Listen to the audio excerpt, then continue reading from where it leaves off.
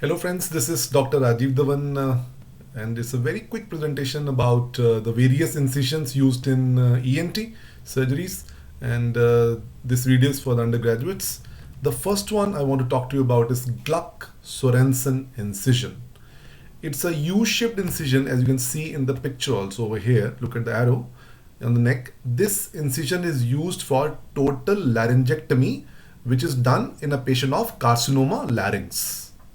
Gluck-Sorensen incision for total laryngectomy for a patient of carcinoma larynx. The other one I want to talk to you about is Weber-Ferguson incision. Look at the incision first of all.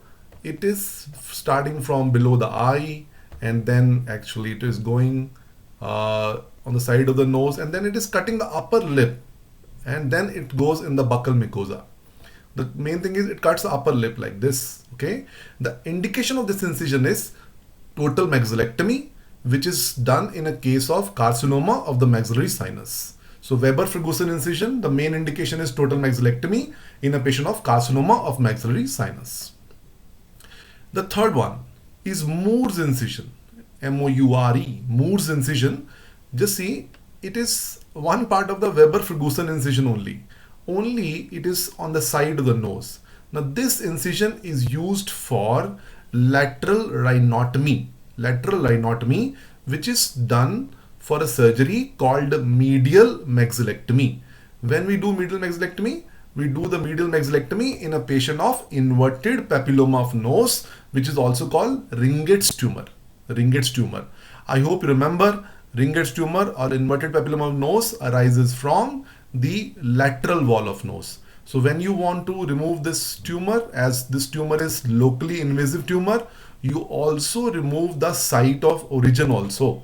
The site of origin is lateral wall of nose, and if you look at this arrow clearly, lateral wall of nose is nothing but medial wall of maxilla. So the surgery is called medial maxillectomy because along with the tumor, you are removing the medial wall of maxilla also. So the surgery is called medial maxillectomy. Okay, so the Moore's incision is used for lateral rhinotomy approach. This approach is used for doing a surgery called medial maxillectomy, and one of the main indication of this surgery is inverted papilloma of nose. The fourth thing I want to talk to you about is Ongren line, OHNGREN. Ongren line is again used in the patient of carcinoma of maxillary sinus. It starts from the medial canthus of the eye and goes up to the angle of mandible. Okay, what is the surgical significance of this is it is used to calculate or assess the prognosis of the carcinoma of maxillary sinus.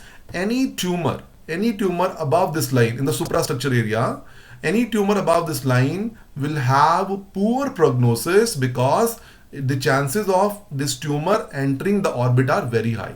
So if a tumor is here, look at the white arrow, the chances of this tumor entering the eye are very high, so prognosis of this tumor will be poor, and any tumor which is below this line would have a better prognosis. So Ongren line. The next incision are for ear. There are three ear incision which we mainly use. Number one is Wild's post-oral incision. This is basically 1 centimeter behind the retroauricular groove. Retroauricular groove is this one. This is a pinna. Retroauricular groove is this one. You just be 1 centimeter behind it. You start from the upper part of the pinna, just upper, and then go up to the mastoid tip.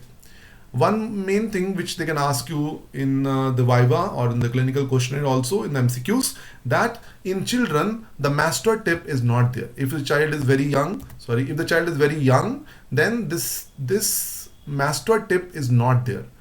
Embryologically, you should know that mastoid tip is absent at birth. It develops at the age of 2 years. So if you want, imagine a child whose mastoid tip is not developed, you should not take your incision to this area. Why? Because right below the mastoid tip, there's a foramen called stylomastoid foramen through which facial nerve comes out. So if you're operating the ear of a very young child, do not take your post-oral incision down to the mastoid tip.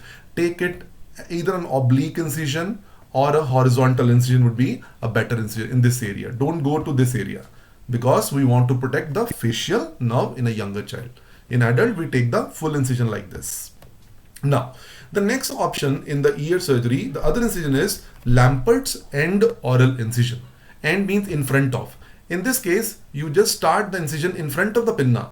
Yeah, okay, and you pass through this area. This area is called incisura terminalis.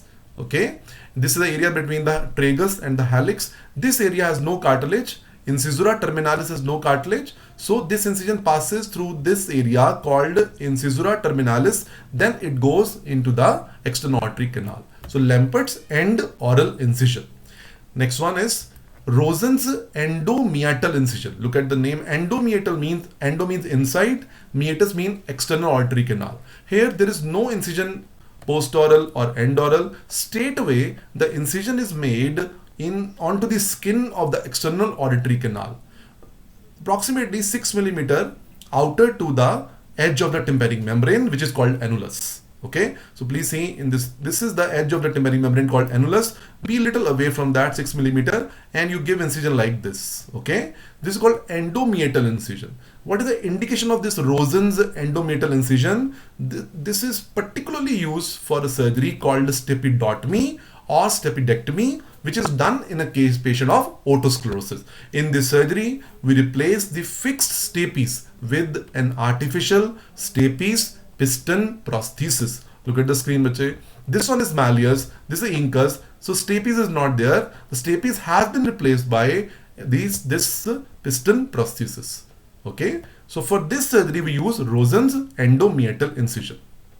And thank you very much. It's a quick review of the various incision used for the ENT for undergraduates. Keep these incision in mind.